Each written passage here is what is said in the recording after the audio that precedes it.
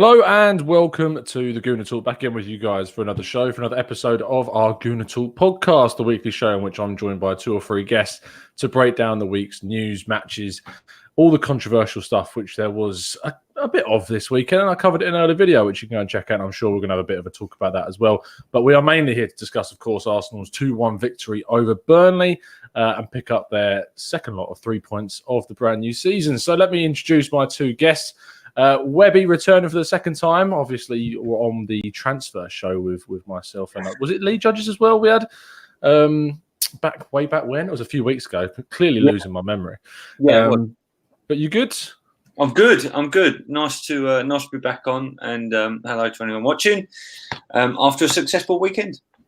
Yeah, 100%, mate. And it's been a while, John, but you have returned. I've returned. I know work's been crazy, and it's kind of hard to ignore summer in Miami. It's always, I'm outside, stuff like that. So, but it's good to be back. It's exciting stuff happening with the team, and glad to be on the show again. Of course, you still are aiming to restart the Miami podcast. Yes, it's one of those like I'm going to do it tomorrow. I'm definitely going to do it. I'm missing that theme tune, man. I know. I got it. The problem. I know. The problem is that I have it all stored up in my old computer, so I just have to set that up, and I've just been putting it off. But I'm planning on doing it. Maybe not as much as I used to, but I definitely want to get back into it. Awesome. And of course, a big welcome to our live chat who is in with us this evening. Of course, so many of you tuning in every single week. Welcome to Ryan. Thank you to Olo for joining in. Sincere tuning in as well. Thank you ever so much, all of you. I'm sure we'll be looking at some of your comments throughout the show. But the first thing we always do, and of course, apologies for this rubbish camera that I'm using right now, but the other one, which is still right here, as those who have watched a couple of the other shows have decided to pack up on me. So until I get a new one, this is the backup, I'm afraid. But we're going to go straight into what we're talking about, which is, of course, Arsenal 2, Burnley 1. Webster, what was your 2-minute breakdown of the game? I just thought it was brilliant to see some new players integrated into the team, and they just looked like they'd been with us for years. I think that was the biggest positive that I could take of the game, apart from the fact that we won the game, which you could probably argue that in years previous, that was probably a game where we would have been lucky to get a draw from. Now, I know our history with Burnley has been very good, but I thought they were really good. I thought Burnley was fantastic. I think they really pushed hard at the pitch, gave us a lot to think about. And for us to come away with a win is, a good step moving forward, and it just shows that I think we've progressed with our new signings or loanees. I think the signings we made have definitely made an impact already so early on in the season. We are going to talk about some of those individual performances, but John, building on from what Matt said there, who sort of really stood out for you in the game? There was the obvious, which I'm sure you'll mention, but Ceballos. Go on, just do it, mate. Just go. Ceballos. It was a fantastic performance from him. It really. What sort of around his game? I don't know how much of Ceballos you've seen in the past, right? But what do you think he's going to add to us this season based on what we've seen? So if that last game was anything to go off of, and I'll admit that I hadn't followed him that much while he was at Real Madrid, other than knowing who he was. Obviously I don't watch them week in and week out, but I do have friends that watch them, especially down here in Miami, religiously follow Real Madrid, and they said we're getting a hell of a player, and that. He hasn't been maybe rated as highly as a first-team player there, but when you look at the competition he has over there, that's understandable. When you get to the level of Arsenal and in the Premier League right now, you got to be able to put in those performances. And going back to your question, if what he did on the weekend was anything to go by, I mean, we got a serious player on our hands. I mean.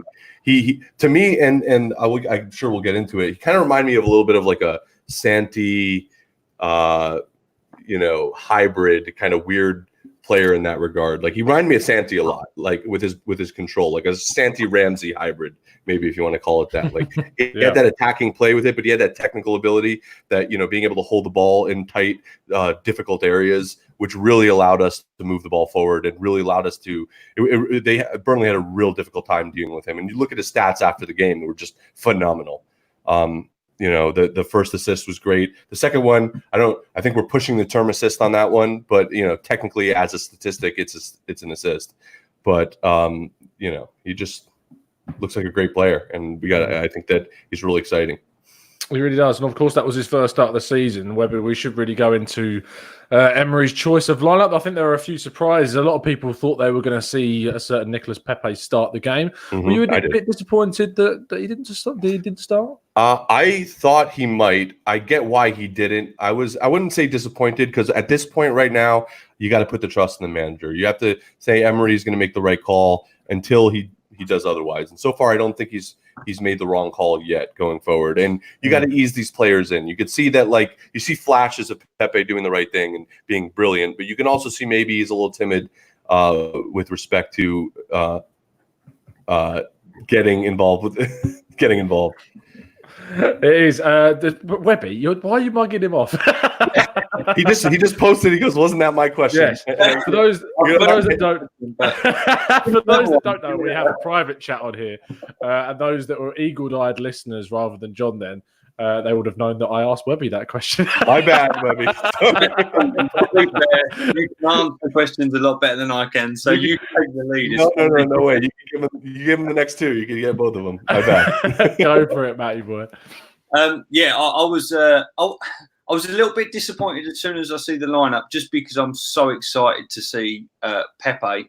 But I was eager to see David Luiz, how he fitted in. So it was good to see him straight in the lineup. But yeah, I mean, Willock and Nelson, that just goes to show that the manager's got a lot of faith in them. And I like to see that. It's a good mix-up, to see. We've had youngsters come through in previous years with Wenger, like a Webby and stuff, but they've never really quite made it, and they've been a bit hit and miss. So I think it's good to see some of the youngsters come through promisingly. But yeah, a little bit disappointed that we didn't see more Pepe. And Christ, when he come on, when he good, eh? I mean, all them played. I know John's already said about Ceballos, and he just looked phenomenal. I don't think the ball ever moved from about 2 foot from his foot. I mean, where's he come? I mean, he's come from Real Madrid, but I've got to be honest, lads. I didn't know he was as good as he was. I've not seen enough of him really to realise what kind of incredible player we've got there. But boys, I just think that David Luiz was brilliant in centre back. I mean, I've just looked at 5 different player ratings from different websites, the Independent and Telegraph and a couple of other websites, and he's been rated 6 out of 10. I thought he was miles higher than that. Our players were really underrated, to be fair. Yeah. Well, that's the way it goes, isn't it? Anyway, I want to sort of grab you, Webby, and put you in a room with Kenny Ken and go through pronunciations of player names, because you two together are brilliant. I need to get you on a podcast. I can barely pronounce normal English, let alone start doing. It's just if Wenger was still our manager, and then he brought on Ceballos, I'm just going to start calling him. I like that name better. Let's just go with that one. And then we could talk with Kenny and say that, Kenny, who does Ceballos remind you of? And he'd be like, Santi Cazorla. So yeah, that'd be great to have a podcast with you two on talking about player names. It'd be amazing. But John, obviously, David Luiz, of course, started as well as Webby mentioned. Yeah. For me, when we signed him, it was very much a case of I was still a bit apprehensive. I didn't think defensively he was too much of an upgrade on what we already had. But what I did know, and from obviously doing the tactical breakdown shows on him, is that he adds technical and passing ability that our centre-backs just simply don't have. Mm-hmm. And it seemed from the first minute that he was already trying to play those passes, some a little bit more dangerous than others. Yeah, well, one of them specifically. But the one he played in behind that Aubameyang was able to run onto, that's a bit of a glimpse of what we might see throughout the season. So are you now a little bit more comfortable with that as a signing? I was comfortable with him right when I knew that we were going to sign him. I knew what we were going to get with him. That was the thing. It's a known entity. And I think that, his passes are something that are going to bring a lot, especially from that deep. And it's going to be something that we haven't really had very much. We've had it in the midfield. Like, granted, Xhaka can do that as much as, people want to say, about Granit Xhaka. He's a great passer of the ball, especially from deep positions. And Guendouzi looks like he has that in him as well. I actually saw this funny like kind of theory with Guendouzi and Luiz, that like maybe as a tactical thing, because when Luiz kind of goes up a little bit, Guendouzi drops back into the center back position. So when confusing, because they are very similar looking. So maybe the way you defend one is a little bit different. You might come tighter to try to get that longer pass, and then realize, oh no, it's a different player, and now you have to. Yeah. Anyway, going back to your question, yes, I think that he was excellent. I think he was excellent. I thought that he was very assured in the back. I think that when you have a player like that knows what he's doing like that, it brings confidence to the other positions. It allows Aubameyang, and I remember a long time, if you remember 2015, 16, 17, a big conversation we had was that our attack wasn't able to have the freedom that they do going forward because they're worried about what's going on behind them. They don't want to push up too far because they're going to have to drop back to defend a little bit when something goes wrong. And I feel like when you're an attacking player, you want to know that you have the freedom to go and express yourself up in the attacking third without having to worry about what's going on behind you. And I think that when you have a player like Mustafi, as and you can have whatever opinion you want about him, we're not here to get into that right now. I feel like you don't have that ability as much. I don't feel like, at least as a fan base, and if we're there, I mean, I'm sure the players feel the same way. You're not as assured. You're worried about what's going to happen back there. And I think that going forward, it's exciting that we have him here. Yeah, 100%. I think that when we added him to the team, it just provided, as I said already, that different dimension that we've just sort of lacked. We haven't really had a dynamic centre-back for quite a while. Thomas Vermaelen's sort of the only really one I could think of who got a little bit further forward, and that's the reason he scored quite a lot of goals. Half volleys, I remember, being a particular highlight of his early part of his career at Arsenal. But Webby, there were still some interesting decisions. Reece Nelson and Joe Willock started for the second game running. I think initially it's great, obviously, to see our youngsters and our youth academy being used and those players being brought through. But for the second game running, Reece Nelson didn't inspire me as an onlooker. And obviously we have to look at players in a positive way for what they do well, but we also have to be grounded and criticised when it's needed. And I felt like Nelson struggled a bit. And if that goal had been allowed, obviously it was offside with that Monreal move that then led to Nelson's disallowed goal by VAR. But I felt, Webby, if it was allowed, it might have given him that confidence to push forwards.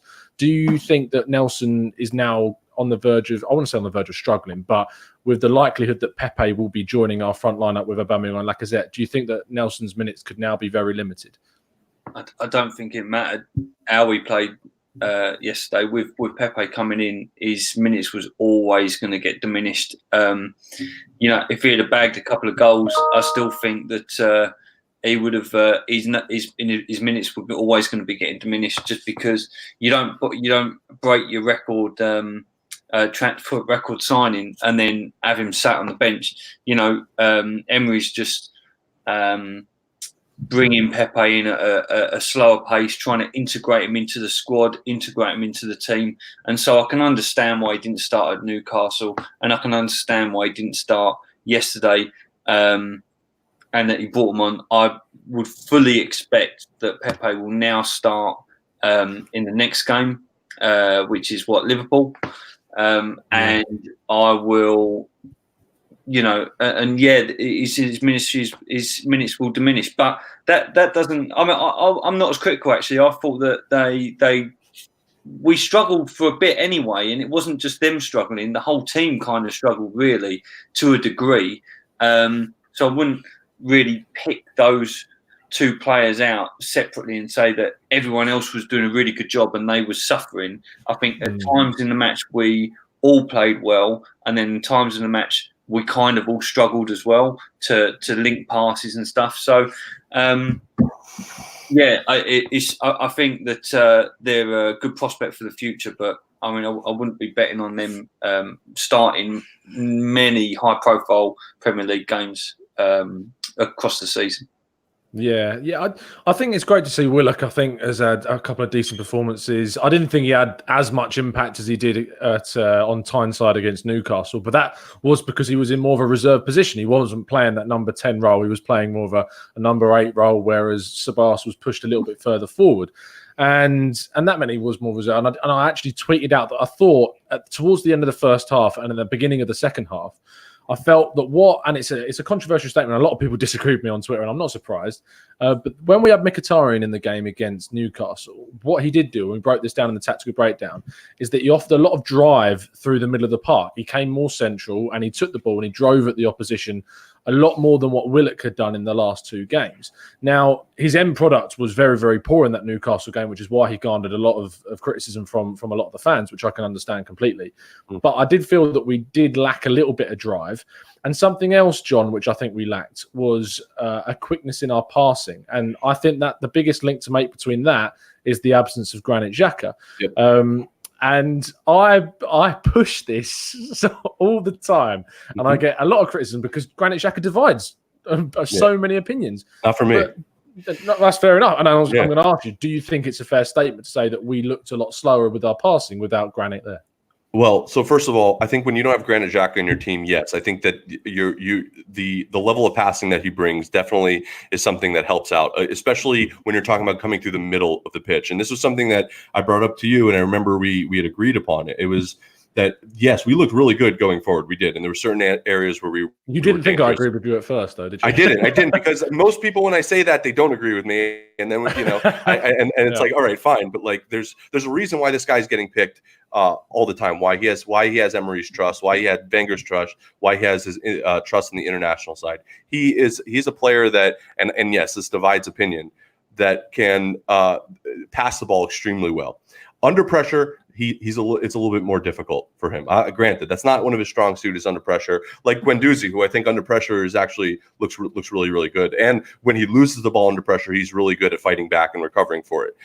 The problem that I have with Guendouzi, and it's not that I don't think he's an excellent player. I think he's extremely talented, and he's young, and what he's done these last 2 games has been excellent. The problem I have with him right now is his positional discipline. I think that when he does like to tend to move around the pitch a lot more than Granit Xhaka does, where he'll sit fairly unmoving, and it allows us to pick passes, especially through the middle of the park. If you're not there to pass through the middle because you're fighting for a ball on the wing with Aubameyang, or you're running off somewhere else, it becomes a little bit more difficult. But turning attack into defense into attack is something that Granit Xhaka does very well, and I think that we missed that a lot against Burnley.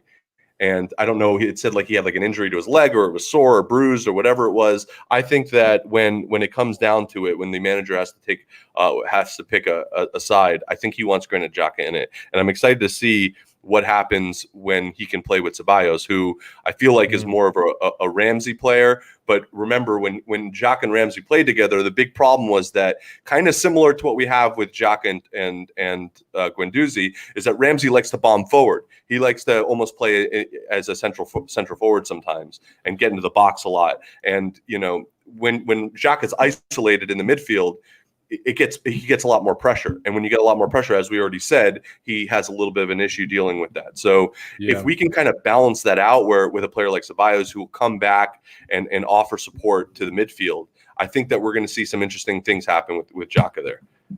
I think it's really interesting what you say about Ceballos and Xhaka playing together. Mm-hmm. And I actually want to get up on the screen, if I can, in just a second, the passes that Ceballos is actually making during the game yesterday.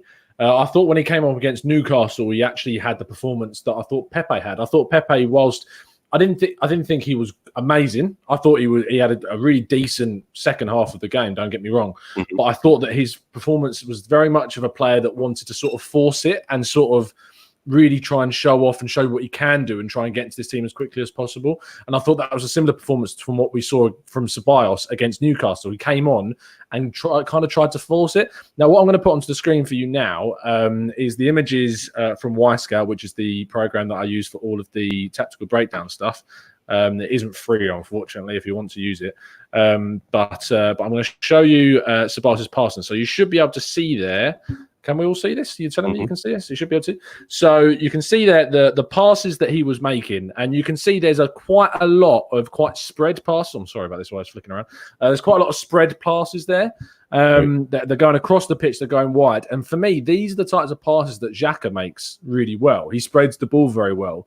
And what Ceballos is brilliant at, and something that we're going to cover in the tactical breakdown episode, is that Ceballos is really good at sort of the interlinking little technical passes, the 1-2s, the triangles, getting in behind, playing the 1-2s with the wingers and the forwards to then either take a shot or play one of the strikers through on goal. And what we got from Ceballos was sort of half that, which is what we saw with an opportunity in the first half. He was on the left side of the box and he played a 1-2 with Reiss Nelson, and then he took a shot which went just to the right-hand side of the goal. And that's his best style of his play. That's where he's most dangerous on the pitch. Now, because we didn't have Xhaka and we had Willock and Guendouzi, who do very well with their passing, but Ceballos was very much in charge of spreading that play as much as possible. And you can see that with the passes there. If we have Xhaka in the same team, Ceballos is then able to focus more on his little intricate passes, making those triangles with the wingers. And in a number 10 role, he could be really dangerous for us. So that's something that I want to see us using moving forwards. And it's going to be interesting to see if he does or not. So that was a little insight there into what he was providing us. And obviously, if you want to get more of the analytical and the statistics side of things, the tactical breakdown of me and Drew will be out either tomorrow or Tuesday. Graham can't be on this week because of personal issues. But Drew will be here for the tactical breakdown, so make sure you tune in for that. But Webby, moving them back to other players that are sort of impressed for me. On the left-hand side, I feel like Monreal has actually come in this season, and although we always think of him as maybe this is his last season at the club because it's his final year of his contract, he's getting on a bit now with bringing Kieran Tierney, and I didn't think he actually offered us as much down that left wing as the likes of Kolasinac and the incoming Tierney. But he's really turned my opinion of him this season because he's been up and down that wing like an absolute monster. He gets up the wing, he supports the wingers, he supported Ceballos really well when he was caught in a position in the box and was there to lay it off for him. What's been your assessment of the Spaniard so far this year? Pretty much what happens when you bring in more competition. Everyone raises their game, and that's exactly what Monreal's done. I mean, I rate Monreal obviously more than Kolasinac as in a defensive role, which I kind of think that is what we need more rather than going forward. Even then, Kolasinac good at getting into advanced positions, but his final ball, I think, can be dreadful. He always takes one more touch than he needs to. He can just start whipping it in. One touch previous, it would be so much more dangerous because he loves that cutting around the fullback. That being said, I think once Tierney gets his shot at the team, for everything I've heard, and again, I'm not saying I'm an expert in him because I'm not, but I've spoke to a lot of people that have seen him play on a regular basis, and they say that he is the absolute cream. I say he's better than Robertson for Liverpool, and that's really high praise. So, unfortunately for Monreal and Kolasinac, I think that their time is going to start getting dwindling down as Tierney, makes his way into the team, whenever that may be. But yeah, I mean, he has raised his game, and I just think that's with extra competition, and that's what we need. That's why teams like Man City are so fantastic. I mean, yeah, they've got a wealth of talent, but they're all. I mean, even Aguero can't even get in the team half the time because he's up against Jesus, and that's what you want. You want these world-class players still feeling uneasy on a Friday night because they don't actually know if they're going to get in the team. Not just these players that just wander in week in, week out. That's what creates. That competitiveness creates a solid team. I just think when, as you say, when we actually get Tierney in, and obviously that will, again, like we talked about with Reiss Nelson's minutes being limited, I think that when it comes down to Kieran Tierney coming in, we'll see our left backs limited completely. John, stop taking the mick out of Webby in our live chat, please. But when we've got Tierney and Bellerin coming in, people in the chat box have been talking about it because there's clearly something to be excited about. I mean, Herb Glens there says that Hector and Tierney were going to take it by storm, and for me, only Alexander-Arnold and Robertson rival those two in terms of quality left backs in the league. If you look at Chelsea, they've got Azpilicueta and Alonso, Emerson, and then you look at Manchester United, they got Wan-Bissaka, who is a good right back, but Luke Shaw is really sort of stagnated in the last couple of seasons or so since his move from Southampton. Man City, their left-back situation is always a bit off when Mendy is injured, and that means Zinchenko comes in, who was also seemingly injured at the game against Tottenham Hotspur at the weekend. And on the right-hand side, obviously, Kyle Walker, who has, for me, declined slightly in the last year or so. And for me, we just have, and then obviously Liverpool's with Alexander-Arnold and Robertson, who I still think established are better because we haven't seen enough from Tierney and Bellerin. But for me, based on purely individual performances of what we've seen of Tierney for Celtic and what we know Bellerin can do, for me, they're the two most exciting fullbacks in the league at the moment, definitely in terms of excitement and potential of what they could do. And when we add that to the experience of Sokratis and David Luiz as a defensive pairing, I think that we've got a really solid back line for the first time in quite a while, which is nice to have. Now, John, I want to ask you on the two centre-backs. Because a lot of the people that questioned me before the game, especially when the lineup came out, is that a lot of people were disappointed that Callum Chambers was dropped because they saw that he had a really fantastic performance against Newcastle. And when they asked me, I said that I think he's gone for experience over form because we know that, while form is temporary, class is permanent. Do you agree with that as the reason why he went for it? And are you glad that he made that decision? Just to add on one thing you said before, like not regarding our exciting left back and right back, wing back positions, is that when you add that with the attacking threat of Aubameyang on the left and then Pepe on the right, with the speed of Tierney, and I mean, that's real exciting. So that's another aspect to it. So not only does the back line look good, but the wings look really good going forward. Now, to go back to your question, I kind of had a similar thought because at first, my first reaction was, that's not really fair to Chambers. He's had a great game, and he's a player that I rate really well. I know that he didn't have the greatest loan spell of all, but he didn't go to the greatest team of all time. No offense to all you Fulham fans out there, but it wasn't good. I think that he's going to be going with the experience a lot, especially in games where we need to either build momentum or to straight up win a game, like away at Anfield, games against the top six, stuff like that. I think that it was good that he started off the season, but I think he's also tinkering a little bit. He wanted to get Luiz in, and I think that Luiz and Chambers would have been that wouldn't have worked as well. I think that he wanted to really see what that Sokratis-Luiz pairing could do at this game. And I think it comes down to, you said, yes, he is a talented player, but it comes down to experience. And I think that's what he's doing with. And that even goes back to the previous question about Xhaka. Why, if he were fit, why I think Emery would start him at Anfield against Liverpool. It comes down to experience. And really that's what's going to be pushing us going forward now. He's going to be relying on the experience of the players that we have, especially when Tierney comes in. You consider that he's never played in the Premier League. He wants that back line that's been able to do it before. And as much Chambers obviously has experience in the Premier League, I feel like as a back pairing, it just makes more sense for me to have Luiz and Sokratis, especially that game, which we knew wasn't going to be easy. We knew it wasn't going to be easy. I just think that when we're coming up against a team like Liverpool, and we are going to talk about the Liverpool game towards the end, and actually, you know what, I'm probably going to save this, but it is on the choice of centre-backs against them, because whilst, and I've seen a lot of people in the chat box saying Luiz has to start against Liverpool, there are concerns that I have against a team like Liverpool, because from the first 20 minutes, or not even that, the first 5 minutes of the game, he did characteristically move out of position quite a couple of times, and there were some times where Burnley's fullbacks and wingers were able to get down the right hand side, and Luiz wasn't in a position to defend any sort of cross that was going to come in.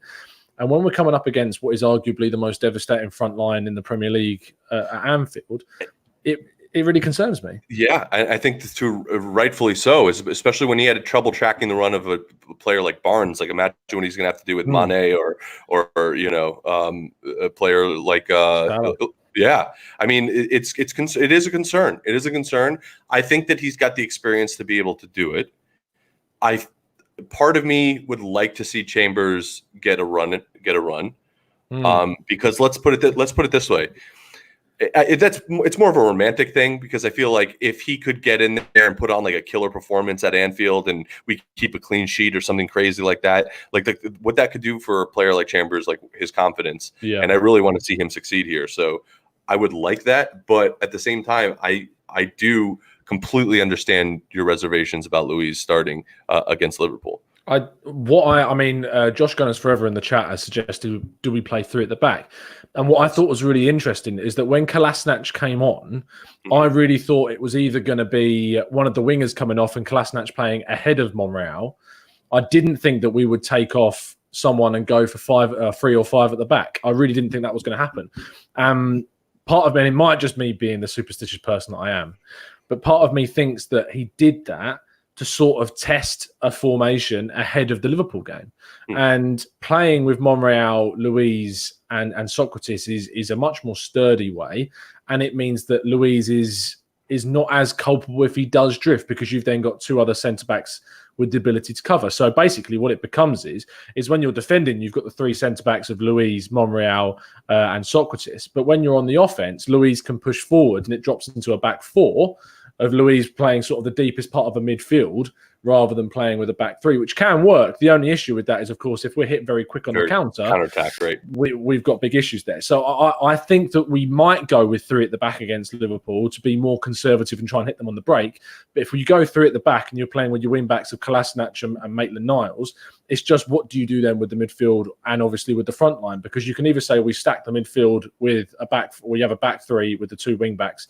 And you either stack the midfield with 3 players, being, for me, Xhaka, Torreira and Ceballos, if they're all fit, of course. You've got 2 players there, and Xhaka is a good passer and relatively defensive.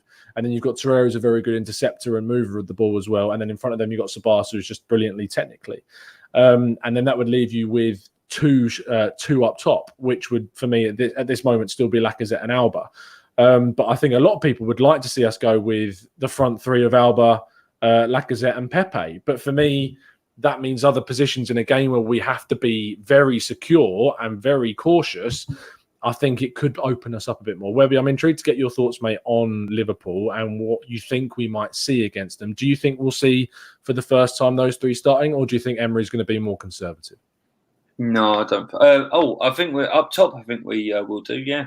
I think Pepe will start for the first time. I reckon, it'll be Lacazette, Aubameyang and Pepe up top. I'm listening to the way to this 3 at the back.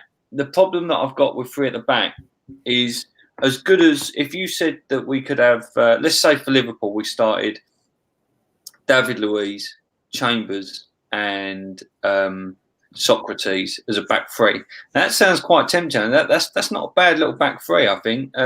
If you had, I don't know which one you'd have kind of as in the middle as a sweeper role, probably David Luiz. But I think you would go with Luiz. Let's say that we did do that. That means that we've got to play 2 wingers, obviously as the 5 when we're defending, and that's Niles and either Monreal or Kolasinac. Now, to me, using both of them players, that takes someone else out of the team somewhere. Now, who do you take out? Because as soon as you get past the back 4, that's where all our talent is. Sure, I mean that's where we've said that, haven't we? That's why we've been begging for more defensive players. So it means that it means one of our more talented players gets the chop. And I don't think that's the right way about it. When we got Tierney in, then you can start. When we got Bellerin and Tierney in, that's when we can start having this conversation seriously and going, right, Bellerin on the right, Tierney on the left, 3 at the back, and then we move up the pitch from there and how we build the squad. That's a serious attack. That's a serious team. But Miles and Maitland-Niles and Monreal or something, you're taking someone out of the team in the midfield or something, which is probably better players and will probably do us more good across 90 minutes. So, yeah, Liverpool is going to be fascinating. I do think that Pepe will get a run. I reckon he will say to Pepe, fill your boots. Just, go out and do, just go and have a crack at them and see what happens, without any kind of reservations or without any kind of fear. And Pepe didn't look like he had any fear when he come on. I mean, it was kind of worrying because he just ran with the ball every time he got it. But you don't want to.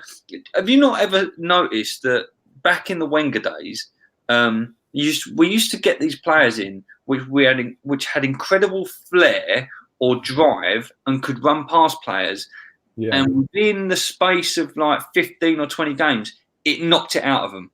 Even players that had incredible long shots, like Xhaka, for example, they come into the team and they started doing what they can do best. But for whatever reason, under the regime, it sort of knocked it out of them.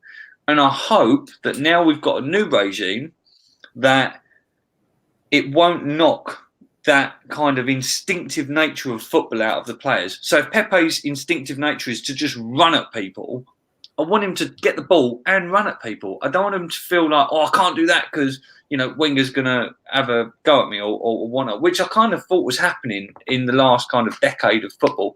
So, yeah, it'll be interesting, guys, but I do think that Pepe, Aubameyang, Lacazette start. The more I'm thinking about it, I can't see a scenario, no matter what formation we play, where Liverpool aren't going to score at some point in the game or even score more than one during the game, which for me thinks that we go for Unai Emery's dream scenario of just simply trying to outscore them and playing with a more offensive lineup and go for the 4-3-3 and play with, as we say, Pepe, Alba and Laka, play possibly even with Ozil and then Ceballos and either Xhaka or Torreira in behind as a pivot. I have no. There's so many options. I think Ceballos and Aubameyang for me are definite starters in the game as well as Leno. The centre-back pairing, I think Socrates is assured. I'm still not sure between Chambers and David Luiz, because if we are going with just two centre-backs, simply because I'm not sure about David Luiz's discipline, and I thought the biggest part of Chambers' performance against Newcastle was actually the level of discipline he had in the game and how assured he was and how stable he was at the back. And I think that goes in his benefit. Against Burnley, you're able to play someone like David Luiz for that more technical passing ability. But against a team like Liverpool, maybe I'd lean towards having someone a little bit more disciplined than what David Luiz brought us. It's a really, really difficult problem that Unai Emery has for the weekend, and I'm really, really intrigued to see what he does. Now, there's a couple of things that I want to talk about that happened at the weekend, slightly away from Arsenal, but still connectable. The first one is definitely related to Arsenal, and that is about the video I did earlier on today. And I just want to get a simple thought from you two on the comments from a certain Robin Van Persie. I'm sure you both saw this, is that Van Persie came out and said that he was not offered a contract at any point by Arsenal.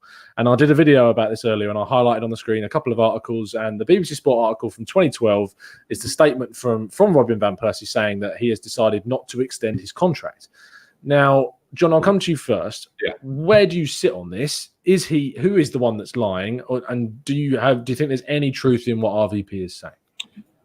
So here it's kind of like thing where he was either lying when he wrote the letter to the fans, his open letter to us, or he was lying at that interview. My guess is, I wouldn't say maybe he wasn't lying, maybe he misremembered or something. But if you remember, he sent, and Charles Watts tweeted this out earlier, there was an exact quote from his open letter to the fans where he said, quote, "I have thought long and hard about it, but I have decided not to extend my contract." That was what he wrote to the fans. So does that mean that you have thought long and hard about not extending a contract that was never offered to you? Because that doesn't make very much sense. Those two things are incongruent. You cannot have one and the other at the same time. Either he was mistaken or misrepresenting the position back then, or he misrepresented it during the interview. And I think it was the latter. I think he was very well offered a contract. I think that it was not enough money, that maybe he didn't see the ambition of the club, which is what we believed for the last whatever amount of years before he left. And now he's kind of turning around. Wenger's gone, either misremembering it or maybe a little bit twisting the facts around. And now he's going around saying that that we never offered him a contract, which I don't believe. I think it was his decision. I think that there was something on the table and it wasn't good enough for him, either that he didn't believe in what we were going to do in terms of a plan going forward, or the money wasn't there. either way, the ball was in his court, and I think that he ultimately made the decision. So that's where I stand on that. Webby. He didn't say that we never offered him a contract. He said that if you Here we go. Come on, this is scary. He kind of did. Then, if you listen to what he said, the way I interpret that, and everyone's open to their own opinion, is that we didn't offer him a deal soon enough. So the way he was talking is that first of all he was going on about the fact that that they'd fell out of love and there was no offers coming in, and he was running out of time on his contract and he wanted a new deal and nothing was coming in.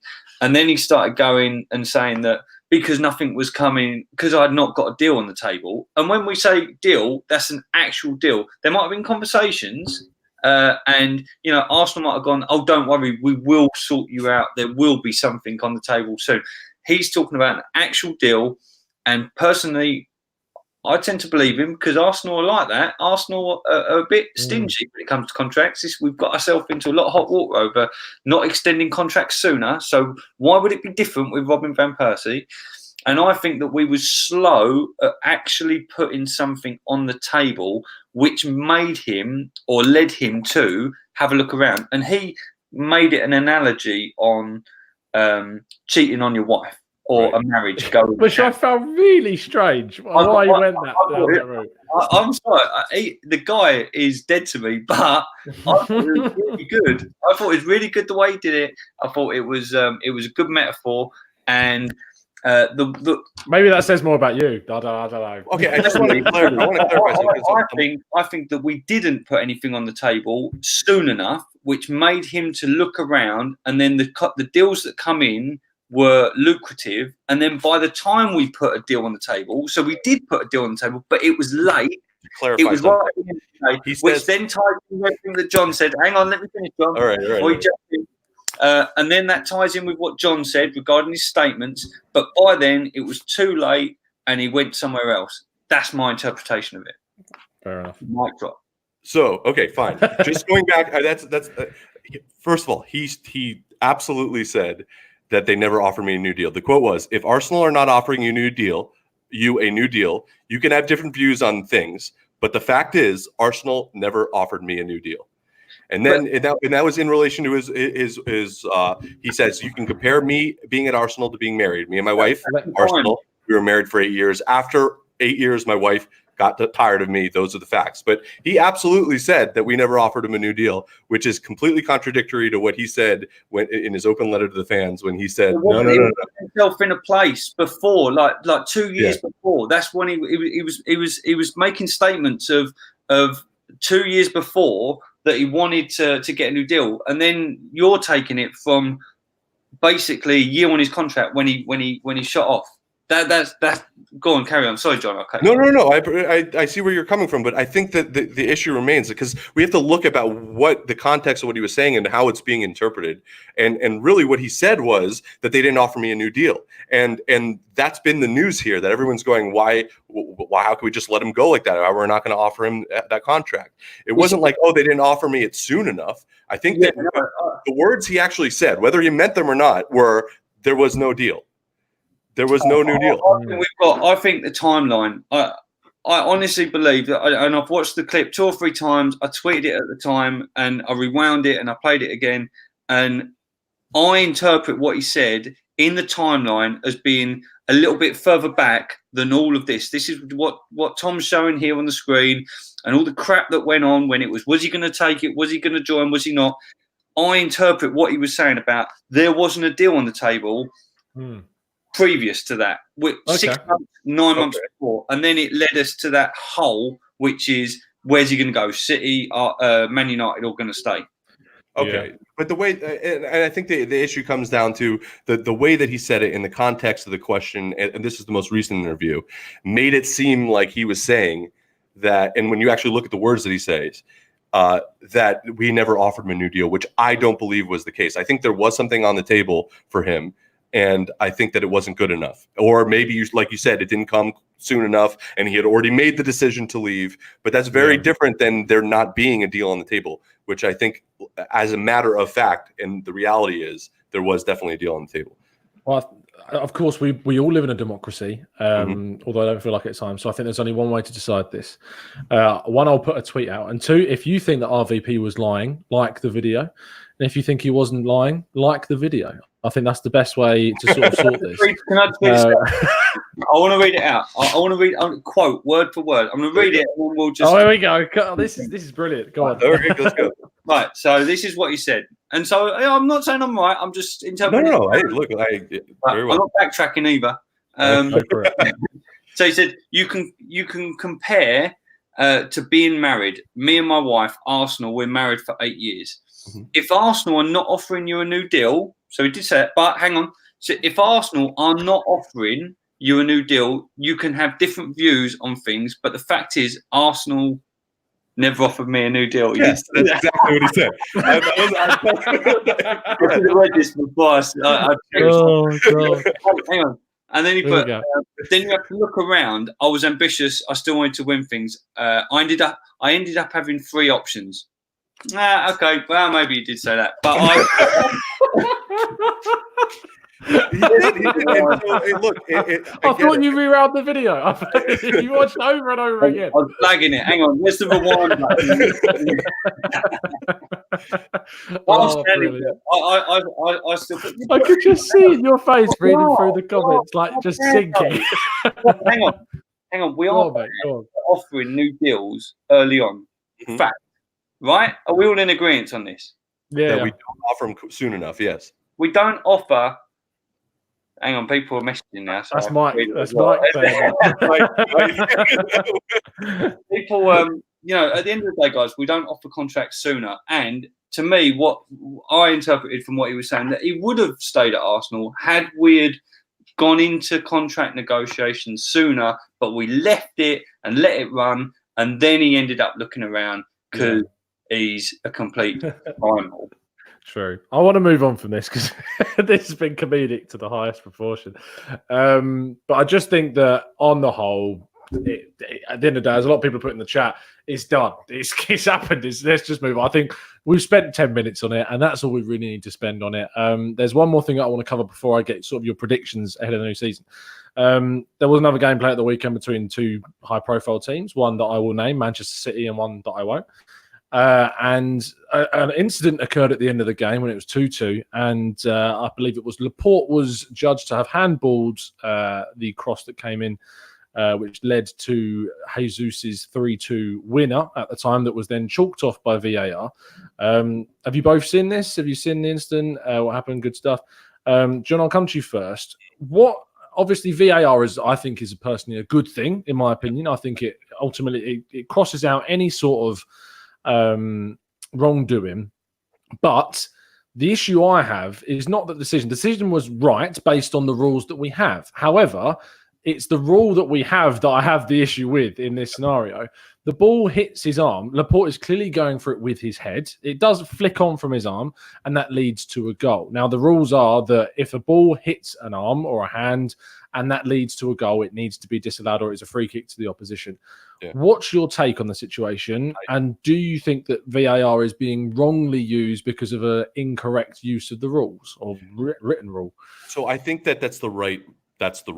Especially like that. Unfortunately, that's what it is. I 100% think that you underlined or outlined the issue here. It's that rule is kind of stupid, especially when you take it in conjunction with what the rules actually define a handball as. If the only difference between a handball that not get called by a handball is if it happens to go into the net. That's it. And if you're not going to call a foul for that, then so the rule itself, I don't think is a good rule. I don't think it's a good rule. And now the second question as to whether the aspect of VAR to this, I am a proponent of VAR, and I'm an American, obviously. Like that's a big part of American sports are replays, and like you grow up with American, baseball. Well, I mean, we've had it with tennis, we have it with cricket. Cricket, you have it as well, but like every Yeah, so like I'm used to it. Every sport I ever had. So the difference is that football is not something that ever had it. That was the only sport I had growing up where video replays weren't a thing. So I think that's good. And I obviously don't want this to be a conversation about VAR. It's here. No. But now the question is in terms of application, is it I think what's going to happen now, unfortunately, and this is just one of the negatives of VAR, are those little stupid things that normally wouldn't have gone undetected, that like now all of a sudden those become a real issue and actually an impediment. Whereas if there was no VAR, that would have been a goal. And like technically under the rules of the game, it's not a goal. And that's a little stupid. But I get it. I just don't ultimately agree with the underlying rule. Webby, do you agree with the rule as it is now outlined, and do you think that this is how it should be interpreted? I didn't think the Man City goal was a goal after watching it on replay, if that helps. Yeah. Oh, there's always something in there. I know what you mean. You could argue that they should have had a penalty in the first. Promo, he played the ball with his head. It didn't hit his head. It hit his arm. It ricocheted off and led to a goal. If that was the other way around, if that was a goal against Arsenal, I'm telling you now, I'd be screaming for it to be a free kick in our favour. So I'm not going to be a hypocrite and tell you that it should have been a goal because I hate Tottenham and I wanted Man City to score. That's just like I think it's unclear. I don't understand this. I like VAR. PS, I'm on board with it. I like using new technology for the greater good. To make sure that there's accurate decisions being made. I just think that the implementation of the implementation of VAR needs a little bit of fine tuning. I don't understand why the linesmen are all putting their flags up. That's annoying. Whereas on Champions League they're not. Personally, I think with the introduction of VAR, there needs to be maybe a happy medium on that. So in the Champions League, they're letting it run on for ages, then putting their flag up, which is a bit odd. And then in the EPL, they're putting their flag up early, but then they're letting the play continue. And then if you put the ball in the back of the net, it can be a goal if the linesman's also. Now, I play defence, and if the linesman puts his flag up, I stop doing what I'm doing. So this is how the players have all been brought up doing this. I know you play to the whistle, but I tell you what, if once that linesman puts his flag up, there will be defenders that take 50% off. They stop running, they stop tackling, and there'll be examples throughout this season where there will be goals given when the linesman has put his flag up and the defender has stopped doing whatever he's doing. And I know we saw that. We saw that in our game because the Nelson goal that got disallowed, the Burnley defence stopped. They a lot of the players stopped as soon as the linesman put his flag up, and I actually thought that Dean had blown his whistle at that time because so many had stopped, and maybe that's why why Nelson was more able to score in that scenario. But that's why it surprised me that it actually went to VAR to get checked, because I'd assumed that because the liner's put his flag up, that decision's been now made. The defenders have stopped. It's no longer alive. It's no longer reality. It's not real anymore because so many players aren't playing in that scenario. But the fact it went to VAR, as you say there, shows that there's going to be scenarios where the flag goes up and defenders will stop. Now, that is now down to the managers of every single team in the league to say to their defenders that if the flag goes up, you carry on until the ref blows his whistle. And that's the only way that we're going to have to deal with that. So, yes, it's going to be annoying, but it'll be down to the players to just carry on and stay focused. I just can't see any other argument that people make. And I know it's not for everyone, but and I suppose the older you get, this might be a bit ageist, but the older you get, the less likely you are to want to bring it in because you've lived your whole life interpreting it going one way. And then it's like, oh, what's all this about? But I can't see any argument other than trying to make it fair and accurate. There's nothing worse than being robbed of something. And if you're passionate about something and you're robbed of it, that hurts. And when you're a big Arsenal fan and you love them and you're passionate about them, to be robbed of something If we go back to the Champions League final, was it, Sol Campbell's goal and all of this, how many decisions can you go back where we got robbed? And vice versa as well. You could say that we've had it off sometimes, but fair's fair, right's right. And so it's a good thing, but it just needs to be smoothed out and consistency as well. I don't know how we can still discuss about consistency when VAR comes in. Surely that should knock out all of the inconsistencies. But, the fact that, one keeper can't come off his line for a penalty, that gets retaken. Yeah, I've seen other penalties where they've come off their line and it hasn't been retaken. And the whole penalty, giving penalties as well. We've now started getting harsher on giving penalties with VAR, but we're still cancelling the Man City goal out for a brush of the arm. So it's all a little bit unbalanced. And I just think once we fine tune it, it will be really good. Yeah, it is going to be a case of law of averages as well. The decisions that don't go people's way, you'd imagine will eventually even out. But at the same time, yes, it does need to be evened out, and that is only going to come with time, and that's only going to come with us tweaking it and tweaking the rules and how it's done.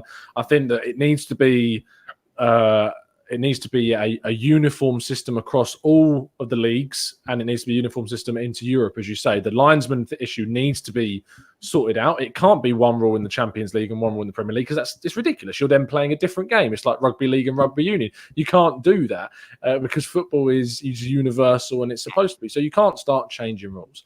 And one that sticks in my mind, a decision when you were talking about going back, is a Ramsey goal that was chalked off for offside against Liverpool at home a few years back.